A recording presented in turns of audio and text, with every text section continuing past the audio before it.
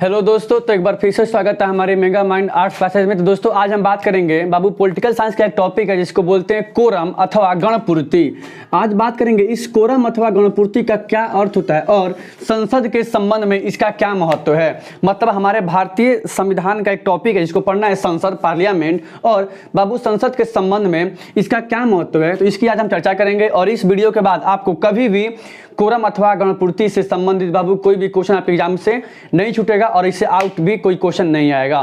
तो पहले पर बात करेंगे बाबू कोरम का क्या अर्थ होता है और कोरम किस भाषा का शब्द है। तो बाबू कोरम लैटिन भाषा का शब्द है और इस कोरम का बाबू समान अर्थ वाला एक और शब्द है जिसको बोलते हैं गणपूर्ति अर्थात खाली स्थान को भरना। ध्यान रखिए बाबू, कोरम एक लैटिन भाषा का शब्द है और कोरम का समान अर्थ वाला एक और बाबू शब्द है जिसको बोलते हैं गणपूर्ति। ध्यान रखिएगा, क्या होता है बाबू गणपूर्ति और क्या होता है कोरम, दोनों एक ही नाम है, एक व्यक्ति दो नाम। ठीक वैसे ही बाबू कोरम अथवा गणपूर्ति आप बोल सकते हैं। और क्या होता है कोरम और बाबू अथवा क्या होता है गणपूर्ति, हम इसके बारे में आज बात करेंगे। तो सबसे पहले बात करेंगे कि बाबू क्या होता है कोरम अथवा गणपूर्ति। आप सोचिए किसी भी सभा, किसी भी संसद या किसी भी संस्था की वह न्यूनतम सदस्य संख्या है। देखिए क्या होता है बाबू कोरम, अभी क्या बोले हम, किसी भी संस्था, किसी भी सभा या किसी भी संसद की वह न्यूनतम संख्या होती है। कौन? गणपूर्ति। गणपूर्ति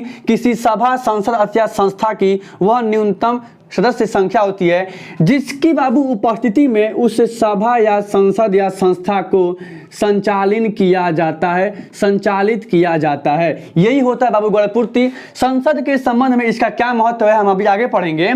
सबसे पहले देखेंगे बाबू क्या होता है गणपूर्ति। तो अभी बताएं आपको, किसी भी सभा, आप समझ सकते हैं सभा किसे कहते हैं, किसी भी सभा या संसद या संस्था की वह न्यूनतम सदस्य संख्या बाबू जिसकी उपस्थिति में उस सभा, संसद या संस्था के कार्यों का संचालन किया जाता है, उसी को बाबू बोला जाता है गणपूर्ति अथवा कोरम। और बाबू इस बात का उल्लेख संविधान के अनुच्छेद बाबू 100 में किया गया है। संसद के संबंध में कहा गया है कि संविधान का अनुच्छेद गणपूर्ति अथवा कोरम शब्द का उल्लेख करता है। संसद के संबंध में इसका क्या महत्व बाबू हम अभी चर्चा करेंगे। हमने अभी बाबू यहाँ टॉपिक ये पढ़ लिया क्या होता है कोरम तक। कोरम एक लैटिन भाषा का शब्द है और कोरम का समान अर्थ वाला एक और शब्द इसको बोलते हैं गणपूर्ति। वर्तमान में भारतीय भाषाओं में भी गणपूर्ति अथवा कोरम का प्रयोग होने लगा है। क्या होता है तो बाबू किसी भी सभा, संसद अथवा संस्था की वह न्यूनतम मतलब लोगों की संख्या जिसकी उपस्थिति में उस सभा, संसद या संस्था के कार्यों का संचालन किया जाता है। और बाबू इस बात का उल्लेख संविधान के अनुच्छेद 100 में किया गया है और कहा गया है कि संसद के, देखिए वो क्या कहा गया है संसद के दोनों सदनों, कहा गया है संसद के दोनों सदनों के कुल, क्या कहा गया है, संसद के दोनों सदनों के कुल सदस्य संख्या का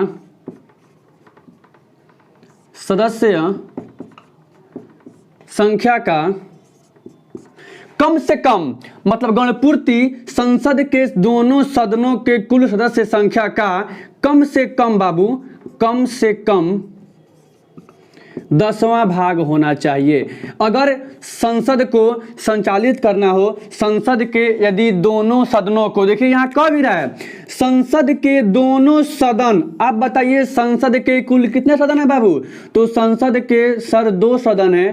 पहला होता है लोकसभा और बाबू दूसरा है राज्यसभा। तो हम अभी बताए थे क्या होता है गणपूर्ति और इस बात का संबंध कैसे संसद के दोनों सदन लोकसभा और राज्यसभा से है। तो बाबू अभी हम क्लियर करते हैं क्या इसका यहाँ पे क्या महत्व है। यहाँ कह रहा है संसद के दोनों सदनों के कुल सदस्य संख्या का, बाबू कितना कर रहा है, कुल सदस्य संख्या। आप बताइए लोकसभा की अधिकतम सीटें कितनी तय की गई है, तो अधिकतम सीटें 552 तय की गई है, मतलब 552 मेंबर अधिकतर हो सकते हैं। बाबू राज्यसभा के लिए 250। देखिएगा कर है संसद के दोनों सदनों लोकसभा राज्यसभा के कुल सदस्य संख्या का 10वां भाग कम से कम होना चाहिए, तब उस सभा, संसद या संस्था का कार्य या उसका संचालन किया जा सकता है। कैसे? तो बाबू यहाँ करके देखते हैं, 552 इंटू इसका 10वां भाग, 250 इंटू 1/10 10वां भाग। यहाँ काटिए, 0 से 0 कट गया, कितना आ गया? 25। मिनिमम 25 लोग शामिल हो सकते हैं यहाँ पे आ गया 10 × 50 और 10 × 50 55। 2 नीचे आएगा, छोड़ सकते हैं आप 55।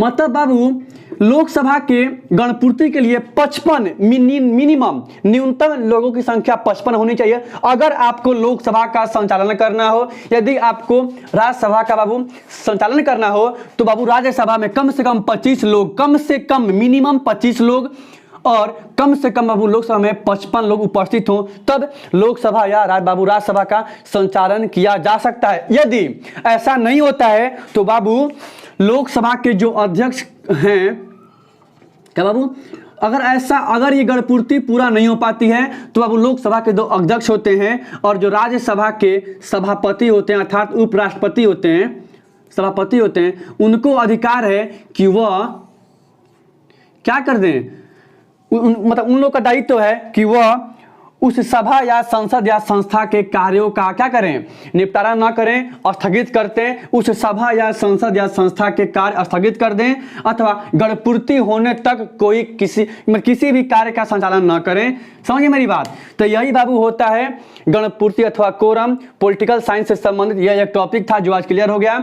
अगर आपको किसी प्रकार कोई भी दिक्कत होता है, इससे संबंधित कोई भी अगर आपको क्वेश्चन भी बनता है तो आप कमेंट बॉक्स में क्वेश्चन पूछ सकते हैं।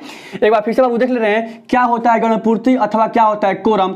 तो किसी भी सभा, किसी भी संस्था, किसी भी संसद को चलाने के लिए एक न्यूनतम लोगों की संख्या होती है जिसकी उपस्थिति में न्यूनतम उस सभा या संसद अथवा संस्था के कार्यों का बाबू संचालन किया जाता है। और इस बात का बाबू उल्लेख संविधान के अनुच्छेद 100 में किया गया। और यहाँ पे कहा गया है संसद के दोनों सदनों, देखिए क्या कर रहा है, संसद के 2 सदन कौन कौन, लोकसभा राज्यसभा के कुल सदस्य संख्या, कुल मतलब लोकसभा के लिए अधिकतम सदस्य संख्या 552 तय की गई है, राज्यसभा के लिए 250, कम से कम 10वां भाग, इन दोनों का 10वां भाग। तो 552 का बाबू 10वां भाग मिनिमम 55 हुआ, राज्यसभा का 250 का 10वां भाग लगभग 25 हुआ। मतलब अगर 55 लोग लोकसभा में हाजिर होते हैं, 25 लोग बाबू अगर राज्यसभा में हाजिर होते हैं, तो तब लोकसभा और राज्यसभा को संचालित किया जा सकता है। अगर गणपूर्ति पूरा नहीं होती है, कोरम पूरा नहीं होती है, तो राज्यसभा का सभापति को यह अधिकार है, लोकसभा के अध्यक्ष को यह अधिकार है कि वह उस सभा को